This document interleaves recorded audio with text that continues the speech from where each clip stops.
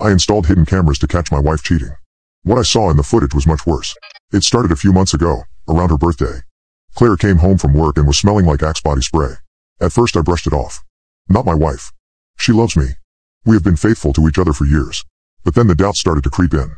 I've had to start working late shifts, weekends too. Since we have been behind on our mortgage, my time at home has literally been less than 5 or 6 hours a day, and most of that time was spent asleep. But she rarely complained. In fact, most of the time she seemed happier when I left.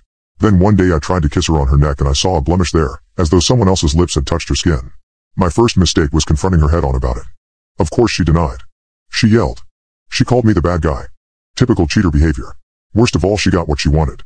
Insisted I start sleeping downstairs and saying that we needed a separation. Maybe even a divorce.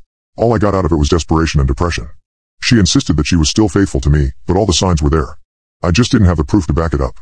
What you need is a security system for your home, my buddy Chad said one night when I went to drink away my troubles. Wouldn't she realize what I was getting it for? I pointed out. So don't tell her. Wait until she is out of the house. And make it discreet. You know, cameras and the smoke alarms. Stuff like that, he said as he downed his whiskey. His half-brained scheme didn't sound that bad. And I knew that Claire had said she was going to spend the next few days at her mother's house to supposedly let things cool down between us. If I was going to get to the bottom of this, it was now or never. So that's what I did. As soon as I knew that she was gone, I contacted a local shop and had them come that afternoon. The technician didn't ask any questions, just put them exactly where I said that I wanted them and even threw in one of those doll cams as an extra bonus. I gave it to Claire as a peace offering, saying that I was sorry for the accusations. Sounds stupid, I know. What are the chances she would even leave the doll around to let me listen in on her? But then I know my wife. She is sweet and kind and loving, sure, but she is also very predictable. She put the stuffed doll exactly where I thought she would. I let a few more days pass, kept things amicable between us as I went to and from work.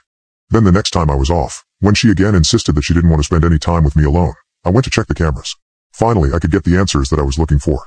The grainy tape started up around 13 minutes past 7 the previous night. That was about half an hour after I left for work. And I saw my wife sitting there on the bed, wearing nothing but a sheer robe staring up at the ceiling. At first I puzzled over what she might be doing. She was perfectly still, her back turned against the camera as she took off her robe, and I saw what looked like little marks on the edge of her shoulders. Then I saw a man enter the picture and I knew. I was right.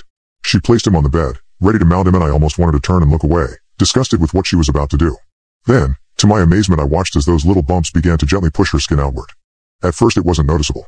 Just a slow curling of her back. Then suddenly the movement quickened and long pieces of bone broke out on either side.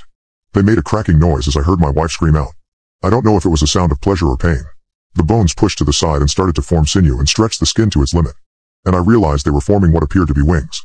Her lean form bent over toward the man that she had been pleasing for the night, and I watched in abject terror as her mouth widened to reveal rows of sharp teeth, more than even a shark might have.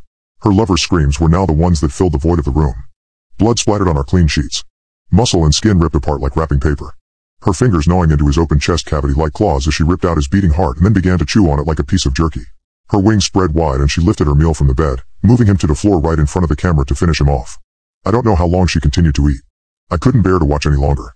Then I looked toward the room in confusion, trying to understand how it was possible for the video to correlate with my pristine room. I never knew her to be a good cleaner, and surely there had to be some trace evidence of the body she had likely disposed of time and time again. Then I heard a noise behind me, and I turned to see her standing there. She saw that I was looking at the footage, and I am certain that if I could see my face it was likely paler than a ghost. Without a word, Claire crossed the room and looked down at the doll, playing with the strings like a cat might a ball of yarn. Then she crushed it slowly in her hand. It took less than a few seconds for her to reduce it to rubble. Moving to the bed, she crossed her legs and smiled at me that same way she had when we first started dating. So, what happens now? She asked. I found myself at a loss for words. Then finally I went over toward her and smiled nervously, remembering the other cameras in the house. Remembering she didn't know what all I had seen or if I had saved anything. I get everything in the divorce. Or I will leak what I have all over the internet to every priest, demon hunter and damn X-File junkie there is. Are we clear? I said with the best poker face I could muster. I knew she could kill me in a heartbeat.